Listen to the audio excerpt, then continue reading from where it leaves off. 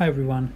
In my last video I introduced cargo work numerical example number 5 for you guys to have a go at, and I promised you that I would show you the solution and the working of the question in my next video. So as promised, here is the solution. Just for the benefit of those who missed the last video, I'll repeat the numerical and then I'll show you the solution. So this video is on cargo work numericals example number 5. There is a vessel with dead weight of 5080 tons and it has on board 500 tons of fuel, 350 tons of water and 130 tons of stores. She has 4 holds of capacities as follows.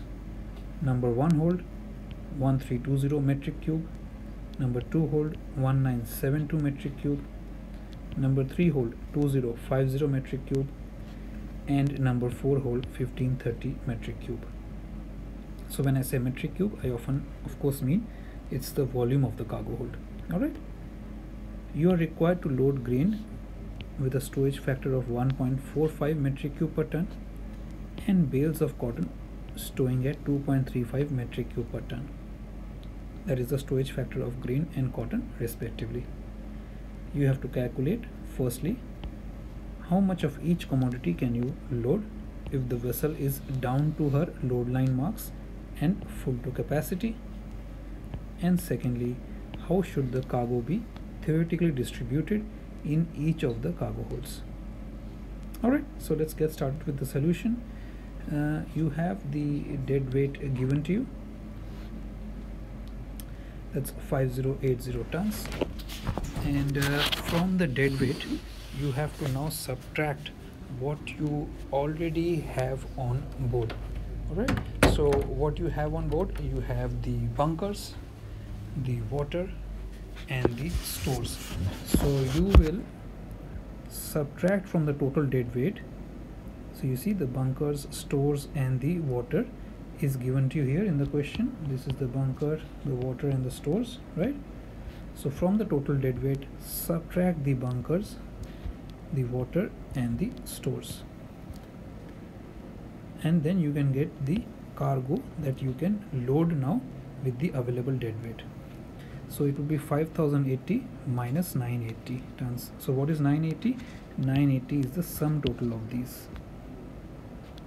Alright, so now you know how much cargo you can load in weight on the ship. However, you also have to consider the hold capacity and the volume of each hold. So volume of number 1, number 2, number 3 and number 4 cargo holds have now been added, and the total volume available to you is 6872 metric cube. So let X be the number of tons of grain to be loaded and Y be the number of tons of cotton to be loaded. Ideally, if X is the total number of tons that you can load of grain and Y is the total number of tons you can load of bales of cotton, both should equal to 4100 tons, which is the total dead weight available to you or cargo to be loaded available to you based on this figure here, right? However, total volume is available to you based on the cargo hold volume is 6872 metric cube. This figure comes from here, and you have the storage factor of grain and cotton available to you as well, right? So based on that, 1.45x, that is 1.45 storage factor multiplied by x, that is the number of tons of grain that you can load, plus 2.35 the storage factor of cotton multiplied by the total number of tons of cotton will give you the total volume of the cargo holds. So this is equation number 1 and this is equation number 2, right? So if you have these two equations, this is equation number 1 and equation number 2. To solve this equation, just take equation number 1 and multiply it by 1.45. Why? Because I want to make these two figures the same. Then I can cancel them out. So how do I make the figures the same? I will multiply this equation only by 1.45.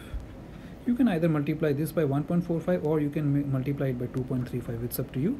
You have to make one of these x's or y's the same value in both equations so you can cancel it out. So when you multiplied by 1.45, you get this equation here, 1.45x plus 1.45y is equal to, sorry about that, is equal to 5945. So how do I get 5945? This is 4100 multiplied by 1.45. That's how I got it.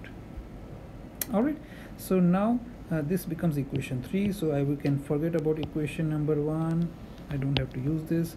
So I will take only equation 2 and 3. So in 2 and 3 both are the same values x. I'll cancel them out. So I'll subtract one from the other, and I'll subtract 2.35 minus 1.45 and 6872 minus 5945. So I will get 0.9y is equal to 927. Alright, so this 927 is of course 6872 minus 5945, and 0.9y is from 2.35 minus 1.45. Alright, so of course then y equals 927 divided by 0.9, which is equal to 1030 tons. So 1030 tons, 30 tons of bales of cotton you can load on this ship. So we've got the total number of tons that we can load is as 4100. So if I can load 1030 tons of cotton, that means I can load 4100 minus 1030 equal to 3070 tons of grain, right? Because x plus y equal to 4100 as per equation 1. So now I know the total number of tons of cargo I can load. Now in practice, due regard must be made for the vessel's stability and trim and draft restrictions when loading, as well as attempting to ensure that loading and discharging of all holds takes place so far as practicable at the same time. For example, it is not most uneconomical to concentrate on all the cargo for one port in one hold, because that helps with the port rotation. You don't have to work on all cargo holds at the same time in every port, right? So in general, the largest quantities of any one commodity is loaded into the largest hold, as it will probably be convenient to double up on the gangs working in that space in ports. However, for theoretical distribution, I have shown you how it can be very similar to a practical distribution. So for theoretical distribution, considering we don't have all those restrictions of ports and port rotations and all that, so how do I calculate the amount of grain to be loaded in each cargo hold? So I have 3070 tons of grain to be loaded, right, multiplied by 1320. What is 1320? 1320 is the volume of number 1 cargo hold as given to me in the question itself, divided by 6872. What is this? This is the total volume